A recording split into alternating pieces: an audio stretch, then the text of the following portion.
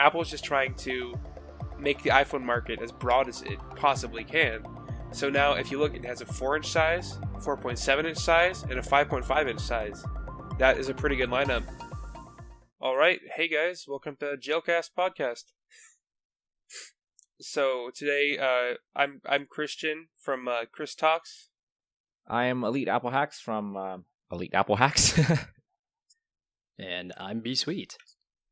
Yeah, so we've had a very long gap of time without an episode out. So we're going to talk about some of the more important stuff today.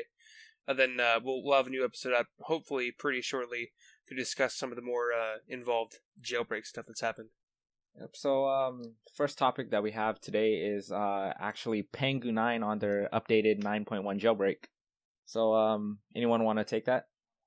I haven't really heard a whole lot about it, to be honest. So I know that I've heard a few users are having boot loops with it. I know that EnMTW on his Twitter. I'm not sure how much some people give him a lot of stock, some people don't give him any stock at all. But he's recommended at least that it's giving a lot of users boot loops, and they should probably stay away from it. So yeah, that's what I heard about too. I'd tweeted about that as well.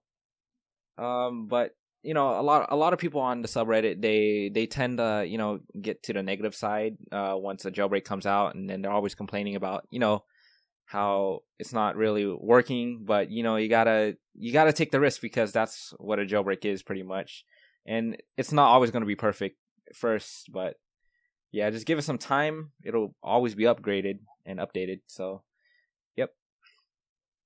Yeah, I mean, as far as with jailbreaking, there's always been a bit of risk involved. There's always been the kind of like, if you mess up your device, we're not held responsible for it, that kind of thing. I remember back when I was really young, I'd jailbreak my iPod. I was like 13 or 12 or something like that, and then I would get super nervous because I thought I broke something. And I mean, usually DFU restore is a safe bet to fix your device. I don't think there's been a whole lot of bricked iDevices from a jailbreak or a jailbreak attempt. So yeah, the most I've heard. I think, go for it. Yeah, I'm just saying. I think jailbreak is pretty safe. In general. Yeah. So like the most I've heard is just having boot loops, pretty much. Like no, I have not heard anyone who's like completely brick, like in a vast amount of people that's jailbroken. So I think jailbreaking is pretty safe than what it was back then. Mm-hmm. I mean, if you're on 9.1 and you want to when you want to have a jailbroken device and you can't get back on 9.2, the most risk you're taking here is having a boot loop that you'll have to restore your device. So make a backup beforehand, and I don't think you really have anything to lose, because either you're going to be on jailbroken 9.1, which is honestly I think might be kind of the sweet spot, at least for right now, and so you'll either be jailbroken on 9.1. Or you have to do a restore and go to 9.3. Either way, I don't think there's a whole lot of risk, actually, as far as the safety of your device is concerned. And that's never really been a risk with jailbreaking, to be honest. Yeah. As far as the hardware. Do you guys know how the compatibility is going so far with the iOS 9.1 tweaks? I have not heard about that. I would assume it's pretty compatible. I don't think Apple made a whole lot of internal changes in 9.1. I mean, the new emojis and that some of the apps don't work on 9.0, but as far as compatibility, I would think it'd be pretty good. Yeah. Because iOS 9 was a huge internal change as far as, Apple's internal code and to tweak compatibility and that kind of thing. I don't know. I mean, again, this is such a small user base that is able to take advantage of this jailbreak, because not a whole lot of people are still on 9.1. A lot of them update to 9.2 in hopes that there would be a 9.2 jailbreak. Mm-hmm. The amount of users that are on 9.1, I wouldn't be surprised if a lot of jailbreak developers are just saying, I don't have a 9.1 device, can't really test it anyway, so might as well just not update it. If I was a developer, I don't think I'd take the time to update a 9.1, a tweak for 9.1, unless it was really simple, like changing a few lines of code. Yeah. And also for the fact that the pool of people that are still on 9.1, you have to be a 64-bit device, and so the older generation phones are going to be obsolete to it. So they're either stuck. Yeah, like an iPhone 5, and if you're on an iPhone 5 or older, then you're out of luck. Yeah. So either you just gotta deal with it, or just wait for the next jailbreak that's going to be released, and who knows when that'll be. So as far as 9.1 jailbreak, if you have it, if you have 9.1, you can take advantage of it. Go for it. Not a whole lot to lose in that regard. But as far as tweak compatibility, and boot loops. It's kind of taking a risk as far as usability, but there's no risk as far as like breaking your hardware or something like that. Yeah. All right. So moving on topics. If there's nothing else to talk about for Pangu 9, is the Apple TV 4 jailbreak. So you want to go for that? Yeah, Besweeet, you wanna start that off?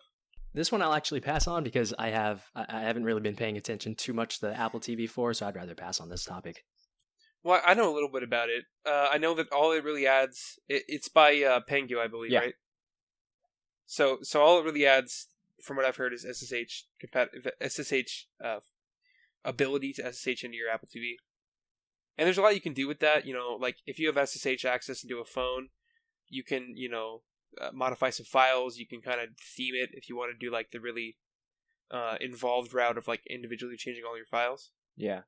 So I guess you could, theme it, but again with Xcode. I mean, if you have a Mac with Xcode on it, you can write an app to any consumer, iPhone or Apple TV anyway. So as far as getting apps on stuff, you don't really need a jailbreak to do that anymore. So I mean, all this is really going to be useful for, I think, is more advanced users. I don't think the average user can gain a whole lot from jailbreaking their Apple TV. I have a new Apple TV 4, and it's kind of a different experience. I understand wanting to jailbreak a phone because that's something you use day in day out, and you're really involved in it. You want it to be perfectly smooth. But with the Apple TV, it's like it's TV. You're going to sit down and watch it for a long time. Yeah. So it's not really like you wouldn't really need to customize it that much. I mean, some people might like to do that. If you're an advanced user or like a developer, go ahead and give it a shot. And, but average user, I wouldn't think they would benefit much from this. Yes. Wait. So basically, SSH basically like an iFile, pretty much, right? SSH is like command line access. So if anyone's ever used like Linux or like any Unix systems, you can SSH into the command line, and you can copy files and change files and hex editors and all that kind of thing. Okay. So you can kind of get into the internals of the device and you have root access, but that's about it. There's no Cydia or App Store or like Tweak interface, user friendly at all. So the average user, I would say, just stay away from it. All right. So we should be moving on to non-jailbreak content, which is next step, since we have nothing else pretty much regarding jailbreak stuff. So non-jailbreak, sort of semi-jailbreak topic is Extensify, and if you guys haven't heard, it's basically an app that some developers have worked on, which allows tweaks to be implemented on actual App Store apps without having to jailbreak. So, Besweeet, do you wanna go for that? So from what I understand here is that it is sort of a paid platform. You have to pay, I think, a subscription to access the tweaks. And from what I understand, the way it works is that it basically recompiles the application. Please correct me if I'm wrong, but it sort of injects the modified code into the new sort of IPA, if you will, and then it reinstalls itself onto the device. So now you have a modified version of the app that can use certain tweaks, or kind of similar to Flex in some ways.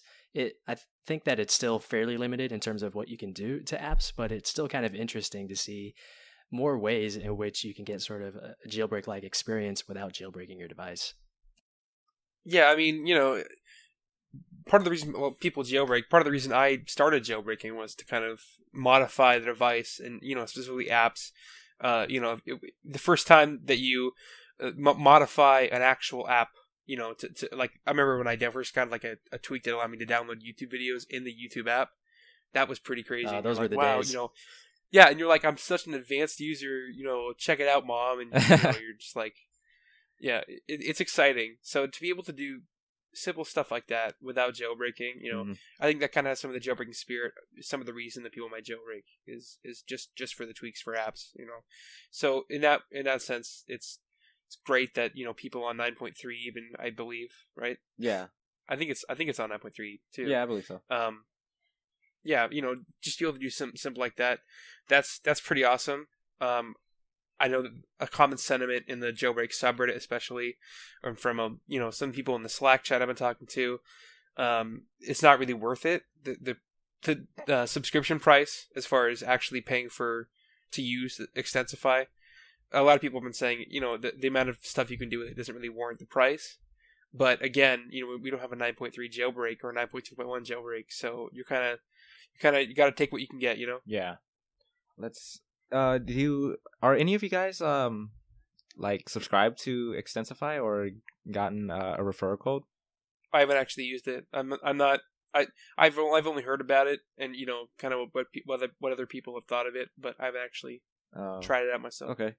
Because I think I'm just gonna assume, since I haven't actually tried it out myself, that I'm gonna guess that it's a Safari app, like I don't know what it's called, but it's like the profile installation, web app? The web apps.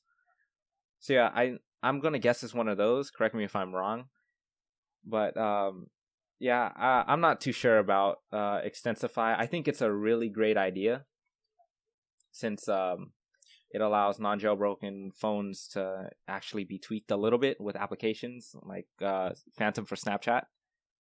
And I think that's pretty much what everyone has been wanting in the sub, as well as the world, pretty much.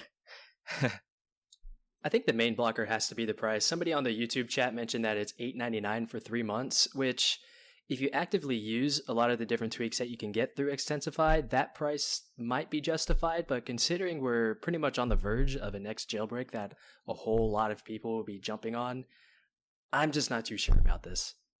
Yeah, I think Extensify would be good for like the in-between breaks for like the people that aren't jailbroken. And for like the majority of the people, like you just mentioned, is jailbroken, then they're not gonna think that $8.99 is a reasonable amount of to pay for.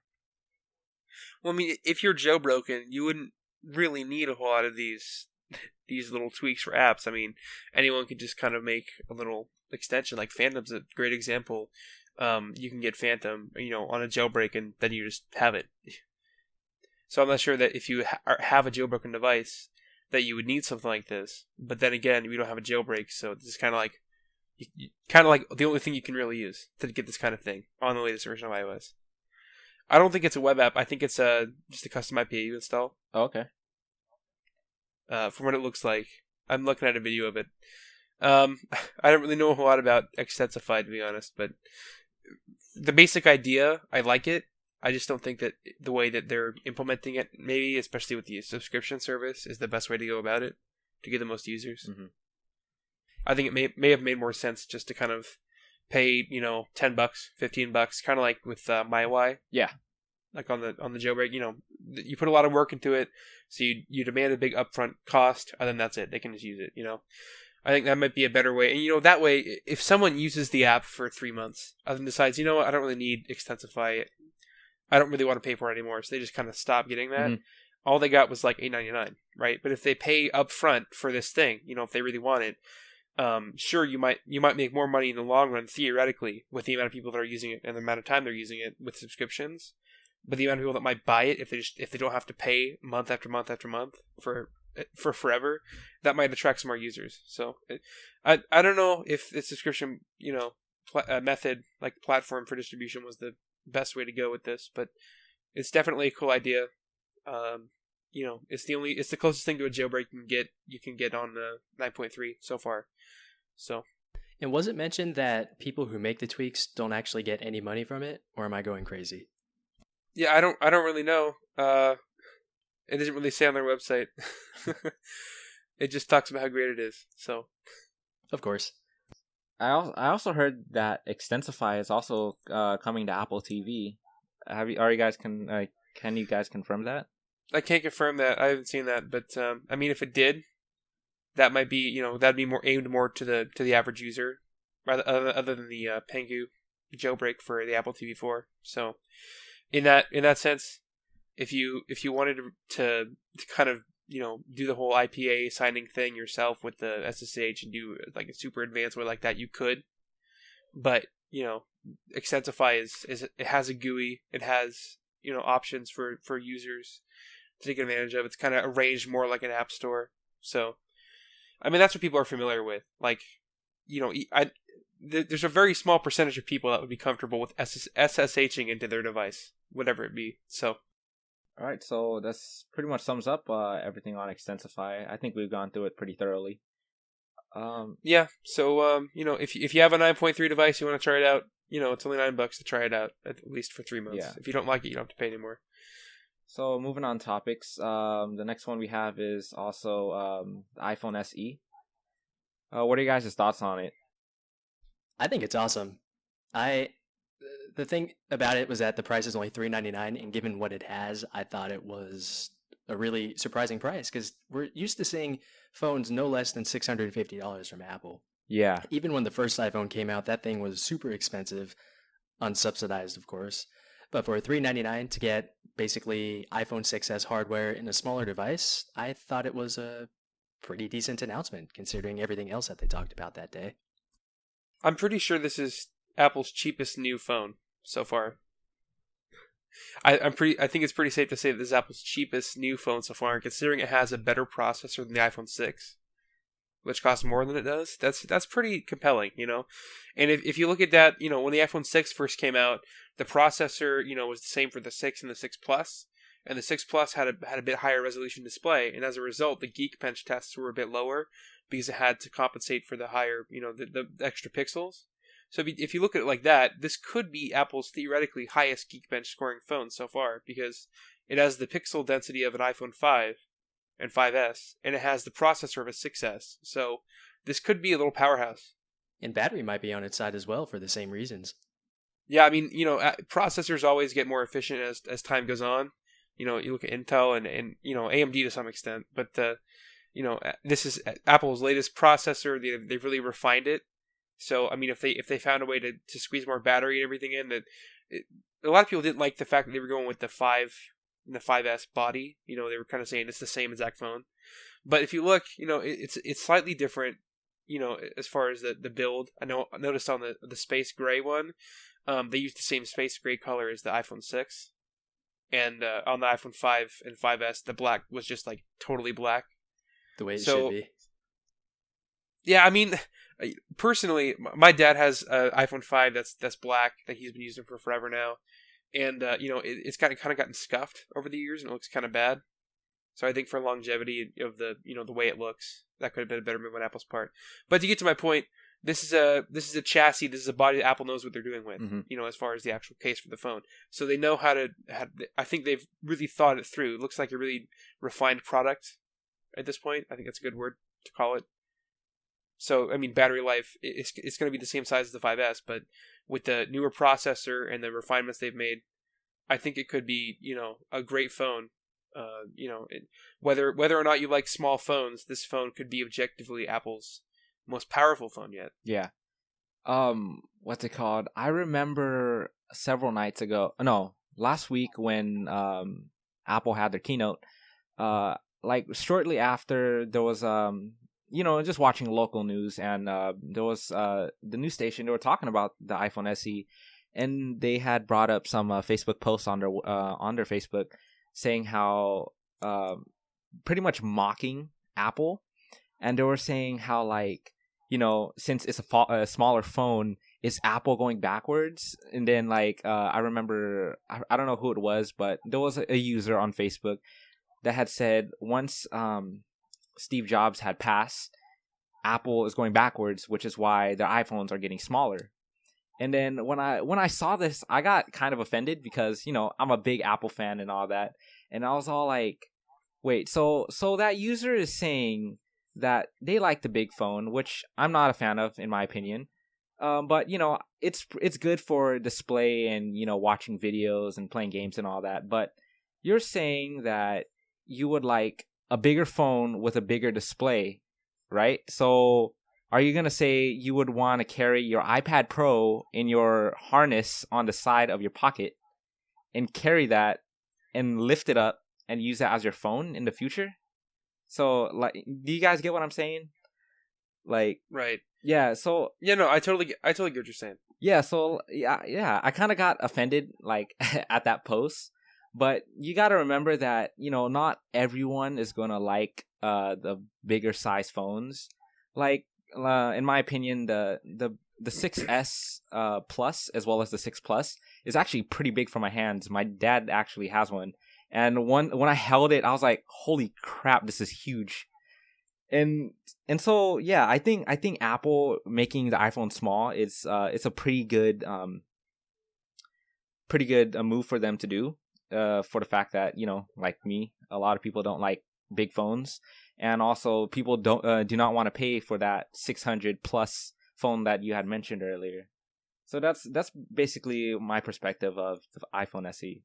Well, here's what I think. You know, I don't think this was a phone for American consumers. I really don't. And Apple mentioned this kind of a little bit in their keynote, is that, you know, like a majority of iPhone buyers in China, of first-time iPhone buyers, will buy the 5 or the 5S, like the smaller 4-inch phones, over the larger ones. And that could have something to do with people in China having smaller hands. It could have something to do with people in China having not as much money, maybe, as people in America. You know, there's a lot of factors to consider, Yeah. but this phone, I really do think maybe targeted more at Chinese audiences that prefer a smaller phone, that prefer a cheaper phone, but with the latest hardware in it. I think it's a strategic move by Apple. I mean, you can't really argue with the fact that this is the cost of what the 5S used to be. Correct me if I'm wrong. I believe the 5S used to start at $400 before this keynote happened. And, you know, it has the same processor as the 6S, which costs significantly more than this one does. So, I mean, for someone looking for the latest hardware without breaking the bank, or someone looking for a smaller phone just because that's their personal preference, I mean, you can't really say that this is a backwards move for Apple. Apple's just trying to provide more people with preferences. A lot of people felt betrayed by Apple that they just kind of left them in the dust when they preferred 4-inch phones. Mm-hmm. And then I know some people, like one guy posted he tried a 6S or a 6 or something like that, and he couldn't do it. He went back to his 5S because he just hated the huge display. He liked having it in his pocket or whatever reason. It's personal preference. Apple's just trying to make the iPhone market as broad as it possibly can. So now, if you look, it has a 4-inch size, a 4.7-inch size, and a 5.5-inch size. That is a pretty good lineup. And, you know, whatever your preference is, whether it's give me the largest phone you got, you know, so I can watch movies on it all day long, or give me something small that's easy to carry around, have in my pocket, but still quick. I think this is just Apple kind of, you know, evening out its options for people that want to buy a phone. Yeah, and also you gotta remember that. Are you carrying a phone with you, or are you carrying a tablet with you? Yeah, no, it got pretty ridiculous at some point, you know, because all the Android phones were getting bigger and bigger and bigger and bigger, and then at one point you're like, you got to step back and say, this is a phone or a tablet, you know. And I have a friend that has a Note 4, and he loves it, and I'm like, dude, I like to think that I could probably do with a 6 Plus, but that thing is huge. Like, again, you could probably get used to it, but I think, you know, I have a 6. It feels like the right size to me. I've never once thought, you know, I did think back when I had a 4S and a 5, I was like, at some point, you know, I was like, this phone, you know, it could be a bit bigger, definitely. I could deal with a bit bigger iPhone. But when the you know, the 6 came out, you know, it was like such a huge, you kind of got room to breathe, you know. It looked kind of weird at first, especially the music app, for the way things were spaced. But over time, I kind of got used to it, and you know, when I had to use a 5 when I was shipping my 6 back in to get repaired, you know, I was like, how did I deal with such a small one for so long? And then I get my 6 back, and it's like I just feel at home. So I mean, it's personal preference. Some people may feel that way about the 5 or the 5S go into a 6 or a 6S. It's just like, it's just personal preference. So I don't think it's fair to say that Apple's stepping back. Apple's trying to provide more options for people. Yeah, that's what I think they're trying to do. And also the iPhone SE, just looking at the components and what it's carrying, there's in fact no 3D touch, which I kind of assumed, since it's a smaller phone. I'm gonna guess that the technology isn't there to be small just yet. I'm sure Apple will make it one day. Well, I mean, when I remember talking about this, when the 6S released, it was a bit thicker than the 6. And a lot of people were thinking, how does it have a smaller battery and it's thicker than the 6? It doesn't make sense. The Force Touch, apparently it adds quite a bit of thickness to the phone. And it could be that they wanted to kind of use the same molding or manufacturing process for the body of the 5 or the 5S. They could have just thought, you know, we're not going to add 3D touch. We've already put this processor in there. They might have wanted to scale back some of the features to provide the latest processor and a 4-inch phone. I think I think that was what their goal was. And I think it worked out pretty well for Apple. That's just my opinion, though. All right. So moving along to keynote. One thing real quick is that the iPhone SE does have Apple Pay, which the 5S does not. And I found that for people who really use their Apple Pay feature wherever they go, whether it be the grocery store or anywhere else, like I do with my 6 Plus, that could be a huge benefit, especially if you're not using it now, because it's actually incredibly simple to use, as you would expect. So that's one thing to keep in mind if you are also looking at the iPhone SE. Yeah, that is true. I mean, I've tried Apple Pay. For me, you know, the town I live in, at least, it doesn't really have Apple Pay compatibility everywhere. So I don't really use it. I mean, if I'm in the drive-through, and this is just me, you know, I don't know if you guys ever had a similar experience with this, but if I'm in a drive-through at McDonald's and they ask for like $5.85 or something like that, and I pull out my phone to pay, I kind of feel like a douchebag. Because you know, it's just like you're trying to pay with like a gimmick. You know, I mean, I'm an early adopter. I consider myself an early adopter, but I don't think technology is quite there. But again, if you use it and you can't live without it, or you know, if you really want to try it, the iPhone SE has it, so that can't be overlooked. That's a feature that, you know, is probably going to gain a lot more adoption as time goes on. And if you think about it, that's pretty much Apple's currently the cheapest entry point into Apple Pay. Unless you get a used device or something, but for a brand new device at $399 that comes with Apple Pay and all the iPhone 6s, or at least most of the hardware you'd get from an iPhone 6s, it's actually a really good deal. I'm trying to think. I think my iPad Mini 3 has Apple Pay. It's like such a weird thing for it to have, but it has Apple Pay. So, I mean, definitely, if you want to use that feature, and you were going to get a 6, you know, or 6s just to get that feature, now maybe you don't have to. So that is important to know. And honestly, with my 6 Plus, it's being a year and a half old. I plan on keeping it as long as possible, but should it break between now and when the next main iPhone comes out, I would actually consider the iPhone SE. I would be getting a contract. Yeah, I would be getting a downgrade in terms of screen size, but for $399, I could probably sell my 6 Plus, and that would cover most of the cost. But well, you'd be getting an upgraded processor too if you think about it that way. Yeah, so. Upgrade in CPU, camera, and a number of other things. I just wouldn't get. Actually, I don't have 3D Touch now on my 6 Plus, so I wouldn't be missing out on that, which I have used before, and I'm not really that big into it. But to me, the iPhone SE is great. I especially do prefer the design of the SE over the 6 Plus. I might be in the minority here, but I really do enjoy the design of the 5S quite a bit more than the 6 and the 6 Plus. Yeah, I know. Again, it's going back to the theme. You know, the takeaway here should be personal preference. Apple's trying to provide, you know, options for people with this. And it's great that they're doing that, because back in the day when they first started coming out with all the iOS devices, you only had one choice in screen size for the iPhone, one choice in screen size. You're getting the iPhone 4, and that's it. So they've definitely branched out a little bit in terms of choice over the years. Yeah. I mean, back in the iPhone, I believe the iPhone 4 was the last phone. It only featured one color. Some people can't even realize, like, Apple used to only have phones in one color. It was black. That was the color you got. When you got an iPhone 4, it was the same exact handset across the board. And now you have a choice of, you know, it was capacity, of course. It was an option back then. But now you have 4 different colors. You have, you know, 3 different, in the current lineup, you have 3 different body choices as far as body size and kind of style. So, yeah, pretty diverse lineup. I want to make a comment right there. The iPhone 4, it actually shipped with black and white. Yeah, I mean, the original 4 did not. It was the 4S that started the shipping white. I mean, I remember back in the day, I don't know if you guys remember about this, but when the iPhone 4 came out, there was videos on YouTube of people saying, look, I got a white iPhone 4, and there was a huge delay. I don't know if you guys remember that, but Steve Jobs joked about it when he released the iPhone 4S. He was like, it's going to be shipping in black and white this time, because apparently there was a huge problem with like the balance of the home button color or something like that. Anyway, the white iPhone 4s weren't quite, they were supposed to be shipped, but it didn't quite work out. But practically, you know, speaking, the iPhone 4 was the last phone that you didn't really get a choice in how it looked. And they have a lot of choices. So wait, so the original 4 just came with black? Yeah, it started out as black, and there were a whole bunch of white conversion kits that kind of made its way online. I remember using 3 to 4 different conversion kits, which eventually ruined my iPhone because I was just taking it apart so much. But it did only come out in black. I think it eventually came out with white before the iPhone 4S came out. Yeah, it did. Towards the end of its lifespan, it did. Yeah, because a friend of mine actually has an iPhone 4 that's white, because I know because I was messing with her phone and it happened to be a 4 because it didn't have Siri on it. So yeah, I think probably towards the end of the 4 cycle, then coming into the S series, they did end up coming out with white. Yeah, they finally figured out. How hard could it be? You only had one job. But Apple. again, you have options now. So Yeah. I remember when I got my iPhone 5.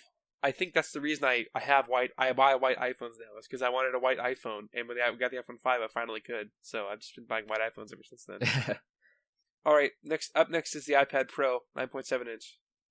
That's pretty. What do you That's guys huge. Well, it's not as huge, but it's still pretty big. I think we all kind of expected it. It pretty much has a lot of what you would expect from the iPad Pro, the larger iPad Pro, and maybe a little bit more. Some people think it's the better option because it has an LED flash for those unfortunate people who like to take photos with their iPads. It takes 4K video at 30 frames per second, which the larger iPad Pro does not. So in some ways, the smaller one is actually a bit better than the bigger one. Right. I mean, I went to Costco, about a few months ago, and I tried out the iPad Pro, and I could not believe how large it was, and it was just like again, the same argument was made when the iPhone 6 Plus came out. It was like, how could you stand with a Apple product that huge? And with the iPad Pro, I really do feel like it might be too big for a lot of people. Like some people like to warm up by the fireplace and watch like a whole movie on their iPad. Power to you, man. But as far as if you want features like the Apple Pencil, if you want features like the latest processor, the A9X, is that what it's called? Yeah. In the kind of more laptop features that the iPad Pro provides, The 4 speakers as well. Yeah, and plus at lower cost, I don't think that this is a bad option for someone considering an iPad Pro that wanted one. To be honest, I don't think people should walk out with iPad Pros. I think what they were trying to do is maybe get more towards animation and drawing. That's why they came out with the Apple Pencil. Well, I mean, my brother, I got him a Wacom tablet for Christmas, and he wanted an iPad Pro. I'm like, no, trust me. You may think you do, but it costs. I mean, the cost is just crazy. Yeah. I think it may attract some artists, perhaps, that like Apple products and only Apple products, like the purists that buy like a Macintosh, and they like, I don't know, I let a lot of creative type people use Apple products. So for a certain group of people, I think the iPad Pro makes sense with the Apple Pencil and that kind of thing. But I think this is just Apple trying to maybe, provide another step, an intermediary step between the iPad and the iPad Pro. How much did it run for? Do you know? $599 for the price on the iPad Pro. So, the iPad when the iPad Pro first came out, it was $800, and that was a lot of people were like, no, I'm just gonna buy a laptop. This is $600, which is more towards the price of a mobile device rather than a laptop, like a handheld device. I want to say they're kind of making it kind of like blurred lines here with the size of the iPad Pro. It's kind of like you don't really know whether to call it a laptop computer, like a tablet computer, or like an iPad, like a tablet. I mean, it runs iOS, so I guess it's still kind of in the ecosystem, Mm-hmm. but it's definitely more towards the laptop kind of spectrum with the size of the screen and the processor. I'm actually on their website right now, and then they do have a portable keyboard that comes with it. Yeah, I mean, the keyboard, it does have the little thing on the side, the 3 prongs on the side. Yeah, the smart connector. Mm-hmm. Yeah, the smart connector for like keyboards and more accessories and stuff. So I think if someone really wants to use, something like that, a lot of the accessories that might come out for the smart connector, that's not a bad option to buy. If it's cheaper and it's more your size. What do you guys think about the naming of the overall products? Because Apple is currently selling the iPad Mini 2, the iPad Mini 4, the iPad Air 2, the smaller iPad Pro, and the larger iPad Pro. So it seems like it's kind of a bit of a mess in terms of the overall iPad offering.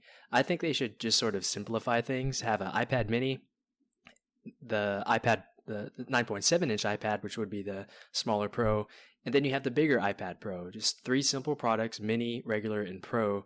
I think that would be a lot easier for people to understand, because when you go to Apple's site, click on iPad, you see 5 to 6 different iPads along the top, and I think for a lot of people who might want to get into iPads would be a little confused by all the different offerings. And I think the same thing can go for the iPhones. You have the SE, the 6S, I think they're still selling the 6 on their site. I'm not too sure, but then you have the 6S Plus.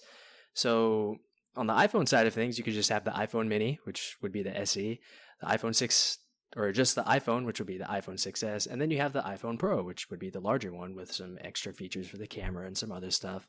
Much like when you're comparing the iPad, the 12-inch iPad Pro compared to, let's say, an iPad Air 2. So to me, it just seems a little bit confusing that they're having so many different products for each series. So what do you guys think about that?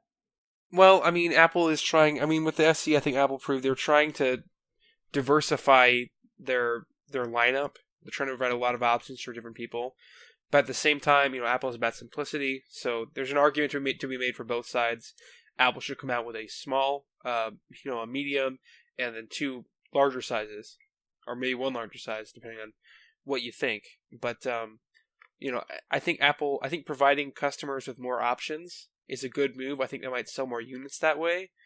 But I agree it can be a bit confusing. If you want to buy an iPad, you want to know which one would I want, And if you don't have an Apple Store near you, if you have an Apple Store, you can just go talk to someone, and if you're really old and they know how to deal with consumers. Apple's consumer oriented company. They have a lot of their website is pretty simple. But again, it can be overwhelming if you're trying to shop by yourself and you don't really know which one is better than the other one. The terminology in their names has always been kind of confusing. With the Air 2, the Air and the Air 2, it's like it can be kind of confusing. Right, especially now that you're dealing with the SE, which people would typically think stands for Special Edition, for instance. And then you have that compared up against the iPhone 6S. So which is the better product? Unless you actually go talk to somebody or look it up, you're not going to know. I think they should have called the iPhone SE the iPhone 5 SE, because that would have kind of said to people, when they think iPhone 5S, they think like small but still fast, and when they think 5 SE, they're like, oh, it's a 5 Special Edition with a newer processor. I think it might have made more sense. Apple may have been trying to get away from the idea of it being an iPhone 5 at all, but it has the same body, so I can think that kind of betrays, if that's what they were going for, I think that kind of betrays it. So. And one thing that we forgot to mention earlier is that if anybody has an iPhone 5 or 5S case, it will work with the SE. So if you do prefer the smaller phones and you do end up getting the SE, your current case should continue to work. Case compatibility is big too. I mean, for all the manufacturers of cases, they're just like got a huge sigh of relief because now they can sell all this old stock that haven't been selling. So there's a lot of factors to consider, in this in the lineup of Apple. In the SE and the iPad Pro, it's kind of getting a bit cluttered, but I do think it's good that they're providing customers with more options. Okay, so is that it on the iPad Pro then? Yeah, that's pretty much. Yep, I think that's it. All right, so now up is iOS 9.3, the big release, and I guess we can kind of talk about the re-release for some of the devices that were having boot loops. Yeah, I thought that was pretty weird because as people who actually follow Apple and their beta program, they actually released 8, right? 8 betas. We only had 7 betas. It was 7. Oh, okay. I remember we had 7. Okay, so yeah, 7 betas. That's a pretty big amount, and for the fact that they had 2 bugs: the Safari bug as well as the locking user out of their system. So I think that's pretty weird for them to not be able to see that. But like I said earlier. Well, I mean, another trend I've seen from Apple, because I know they came out with 2 new builds of iOS 9.3 since they released 9.3. I think for Apple's kind of issuing hot fixes now in a way, in the sense that it's still 9.3, but it's a newer version of 9.3, like a different build ID. Mm-hmm. So, I mean, I don't think they if they're going to do any like major security patching, I think they'd do 9.3.1. But I think Apple's trying to get away from that, like 9.3.1, 9.3.2, 9.3.3, that kind of thing. I think they're just issuing different builds of. It's like still 9.3, but it's not enough to warrant a .1 release now. Did they fix the Safari bug with the new build of 9.3? As what I read so far, I'm not too sure about that. Yeah, because I know that for sure they fixed the problems people having with boot loops or just the problems they were having activating it and stuff like that. But I mean, as far as the Safari bug, it's kind of affecting different users. I've heard reports on on 6s and 6Ss. So, Oh, is that where if you open certain links in certain apps, it'll just crash the app it's trying to go to or something? yeah, from what I've heard, it's like if you're in Safari or if you're in like Mail, like a stock Apple app, it seems like. If you click a link, I think it's Google. May have something to do with Google links. It just kind of crashes or it freezes up on the older version of 9.3. So I don't think that bug is fixed in the new build of iOS 9.3, which might not bode well for a jailbreak, considering that ENMTW, if you believe he has a jailbreak, that is, a lot of people don't. But he said that he would release the jailbreak once the iPhone SE is out. It's in users' hands, and if Apple releases a 9.3.1 and a lot of people update, overnight, that could seriously diminish the crowd for a jailbreak. So it's not looking good for a jailbreak scene to have all these new bugs in a new major version of iOS, because that means that they are more likely to put a 9.3.1 out. And if they do that, if they put a 9.3.1 out and it somehow fixes the flaw in time, there's a time frame, but as a general rule, if there's a lot of glitches in a new major release that you're hoping for a jailbreak for, it generally probably won't be signed very long. Isn't Apple still signing 9.2.1 though? Yeah, it is. Yeah, so I mean, it seems like Apple's kind of holding back that signing window. I mean, this is still a normal time frame for them to keep the old 9.2.1 window open, but I think Apple may be thinking like, well, if 9.3 is not totally perfect, there's some Safari crashing and some other glitches that people have found with it. Maybe it might make sense to kind of do a .1 release or disable 9.3 signing. It'll be interesting to see what Apple does. So, as far as the older devices, I had a friend with an iPad 2. She had a super old iPad 2 that somehow Apple is still supporting, with like a 512 megabytes of RAM. And I know that this glitch was happening on older devices specifically, maybe 32-bit devices. I could be wrong. Where it would kind of get into a boot loop, or it wouldn't allow them to boot up all the way or unlock their device. So I kind of warned my friend. I'm like, hey, stay on 9.2 for now. Don't update to 9.3 on your iPad. You should be okay on your phone. But it's kind of strange for Apple to have a bug like that on a new major release, especially one with 7 betas. Mm-hmm. It could have been an instance when this is a very a bug that happens in a very specific set of circumstances that maybe the beta test didn't really bring out, or it could be something else. But either way, it is kind of interesting to see all these glitches in what seemed like to be a really refined, a long testing period, really refined version of iOS that they released. Right. This kind of reminded me of shortly after the iPhone 6 and the 6 Plus came out, there was an iOS update that rendered the cellular modem pretty much useless, where it would just not connect to the network at all. So a lot of people were without cellular service for 24 hours until they pushed out a release. I don't know if you guys remember this, but this definitely affected my iPhone 6 Plus to where if it wasn't for T-Mobile Wi-Fi calling, I wouldn't be able to make or receive calls or text messages during that 24 hours before they put out the update. But to me, that was a much bigger mistake on Apple's end compared to this, but they've definitely been making some mistakes over the past couple of years. Yeah, still, I mean, it is just odd for Apple to have errors, like boot looping and stuff like that. And like you said, during the entire beta period, there didn't really seem to be anything major happen. But once they actually pushed it out to the devices that we have today, now we have some new issues that came up, which I guess is to be expected. It's software. There are just so many different devices and configurations to try and keep in mind. So things aren't going to go perfect. But during the beta period, it just didn't seem to have anything as drastic as what happened to people's devices with the boot loops and the activation issues and other things like that. Yeah, I mean, as far as people, the beta periods, I mean, it seemed like it was a really good beta. Like I was on beta 4 and I was like, this could be released right now, So I mean, as far as it could just be that they weren't, not enough people had the beta installed for them to notice these kind of bugs. I remember back in the betas for like iOS 7 and before then was like, you had to get a developer UDID, activation to do it. And I remember there were some services that allowed you to get the betas. So, I mean, you used to see a lot more bugs on newer releases of iOS since Apple started doing these public betas. because that's a huge base to kind of test this new software. But I guess it just wasn't enough to kind of see these bugs, or maybe they made a change before they released it. I don't know why they would, but maybe they made a change that caused a lot of these kind of bugs to happen. So it is what it is. So I mean, we'll kind of see what Apple does here.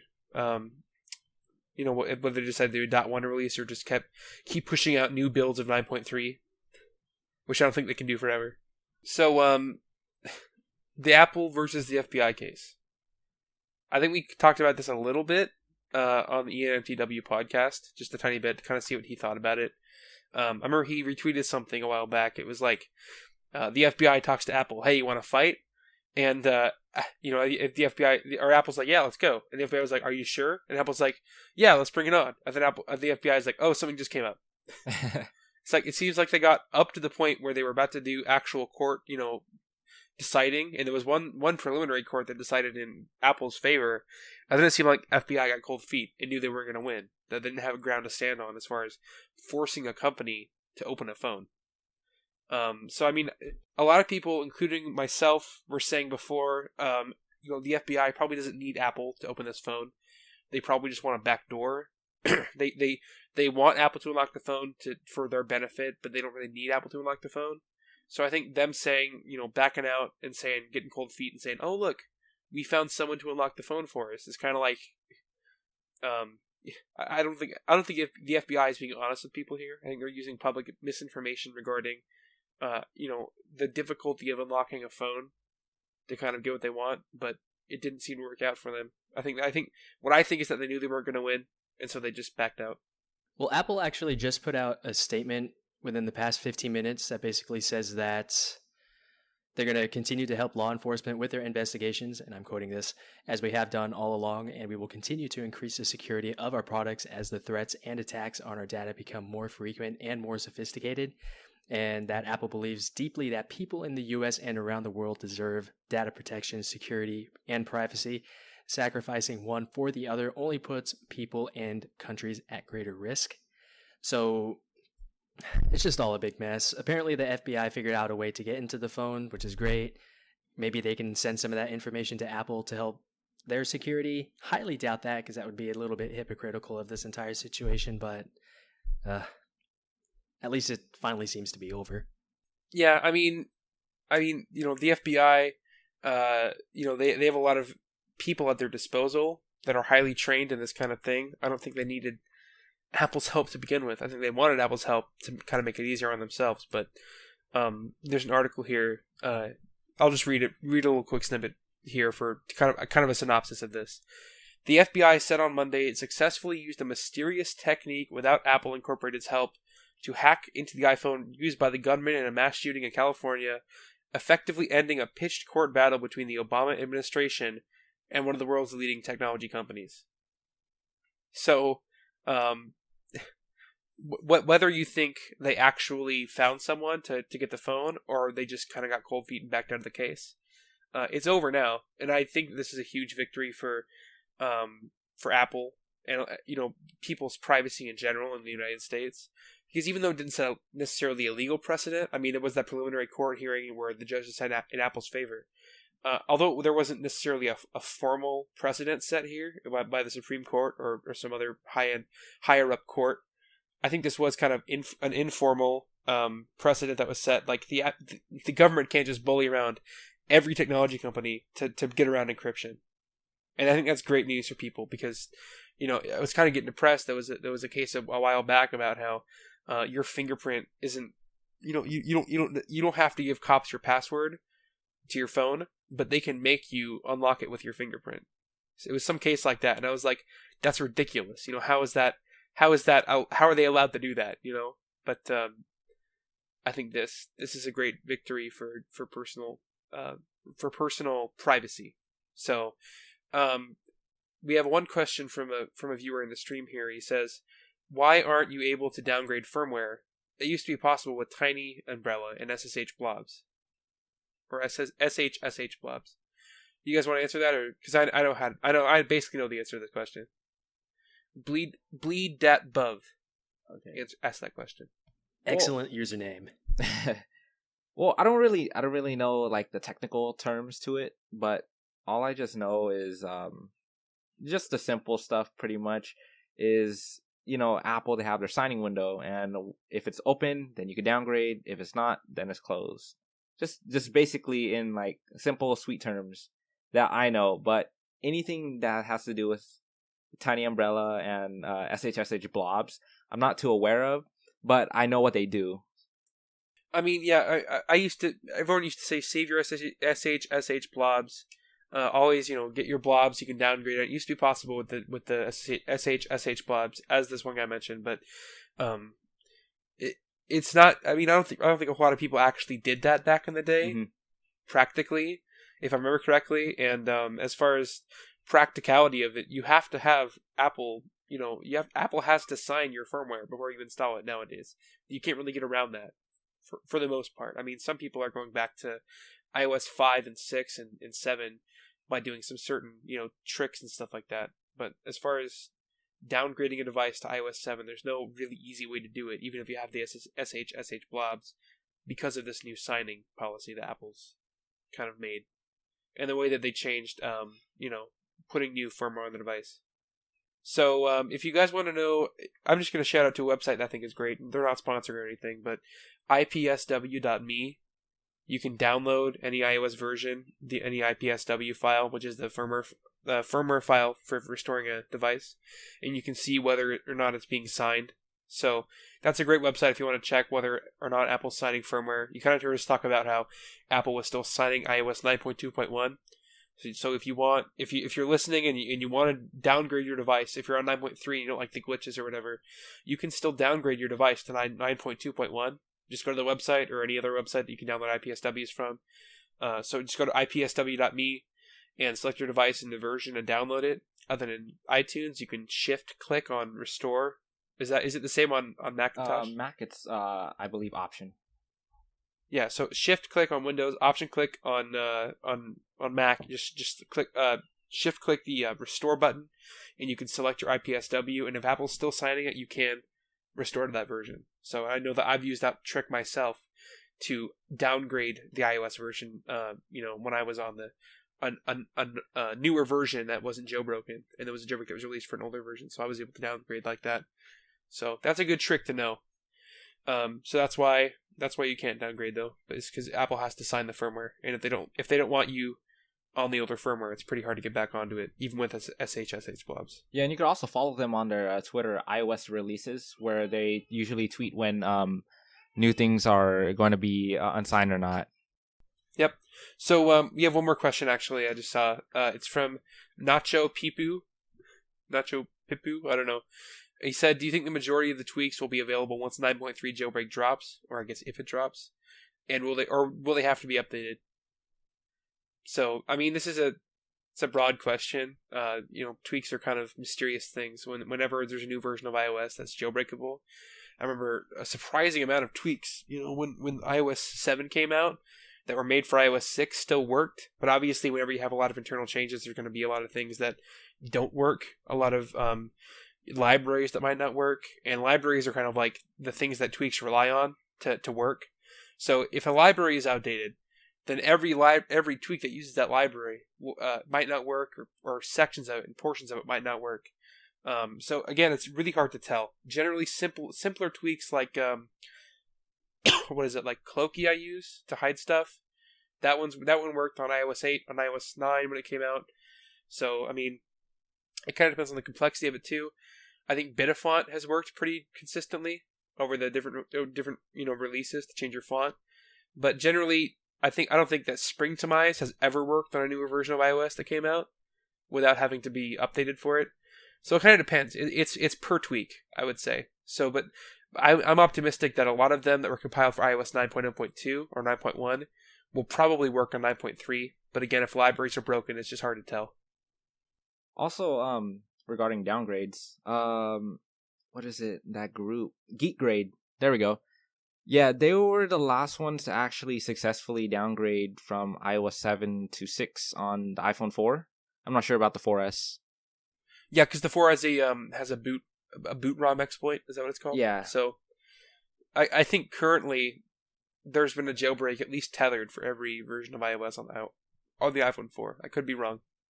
Oh, actually, every single version on on the iPhone 4 is untethered. The downgrade that GeekGrade has made is tethered. So if you guys don't know what that is basically you have to have your computer with you in order to reboot your phone, or you'll be stuck at a Apple screen. And that's basically what the downside of what old iOS jailbreaks were. And if you guys aren't the old folks that did jailbreak back then, there were a series of different kinds of jailbreaks that are untethered, which are the majority of now, semi-tethered and tethered jailbreaks. Yep. So it depends. With downgrading, it kind of takes a lot of work. You kind of have to have a lot of technical knowledge, or kind of there's a few guides on how to do. Some people are dual booting and stuff like that, or triple booting even. But downgrading is usually a pretty involved endeavor, I would say. Yeah. It's not easy. Okay, well that's all the questions we had. Any you guys want to talk about anything else real quick before we go? Let me check the subreddit. I think I saw on the subreddit, oops, let me turn my volume down. I think I heard or saw on the subreddit that somebody got a triple boot on an iPhone, I believe it was an iPhone 4 between 7, 6, and 5, which I thought was interesting. It's kind of cool how they're able to do that, but then you question why. Aside from the ability to just be able to do something like that, but it was kind of interesting, I thought. So people are doing a lot of cool stuff, especially with the older firmware with boot ROM exploits. But again, it's just involved. Pretty advanced. All right, well that about wraps it up for the topics we had. You want to add something real quick? Oh no, I was just saying that there's pretty much nothing else to talk about. Yeah, so thanks for everyone that tuned in to listen. Thanks for everyone that asked questions. It's the questions like that you guys asked that we like to do. We like to interact with the audience. So yeah, and also if you guys like live streamed podcasts, let us know, and we might do some in the future.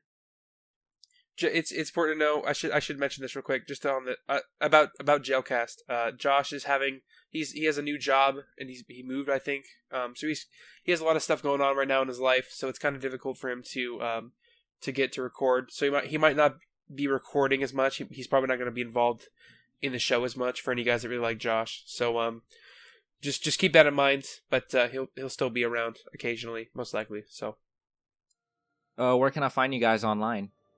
So my YouTube channel is Chris Talks. I don't know if that's what you were asking, but I do jailbreak videos. So all right. Well, what about you, Besweeet? I can be found on Twitter, which is at Besweeet. That's BESWEEET. All right, and myself, I can be found on Twitter and on YouTube at EliteAppleHacks. Yep. All right. Well, thanks for tuning in, everyone, and we'll see you next time.